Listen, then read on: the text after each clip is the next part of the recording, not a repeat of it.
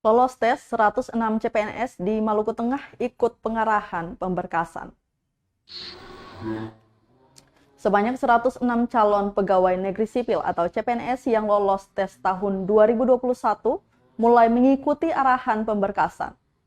Pengarahan dalam rangka penyiapan berkas data diri untuk persiapan latihan dasar PNS itu dilaksanakan di Gedung Serbaguna SMP Negeri 1 Masohi, Maluku Tengah, Senin 10 Januari 2022. 106 calon PNS itu terdiri dari tenaga kesehatan dan tenaga teknis perkantoran, Kepala Badan Kepegawaian dan Pengembangan Sumber Daya Manusia, Kabupaten Maluku Tengah. Siti Soumena saat memberikan arahan mengatakan, tugas dan tanggung jawab sebagai seorang PNS tidak bisa dianggap sepele. Selain itu dijelaskan arahan pemberkasan tersebut difokuskan pada pengisian data diri seperti daftar riwayat hidup dan berkas lamaran. Diinformasikan bahwa waktu pelaksanaan latsar akan dilaksanakan selama 3 bulan ke depan.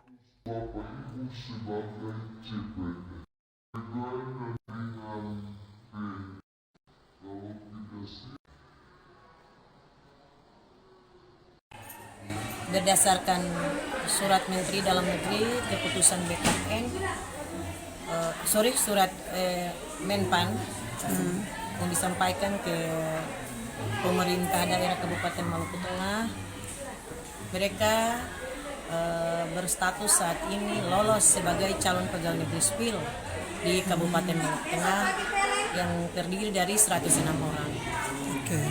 Hal paling utama dipersiapkan adalah mereka harus siap fisik, kemudian mental mereka untuk dengan sabar mengikuti arahan-arahan dari para panitia di Kabupaten Maluku Tengah untuk pemberkasan.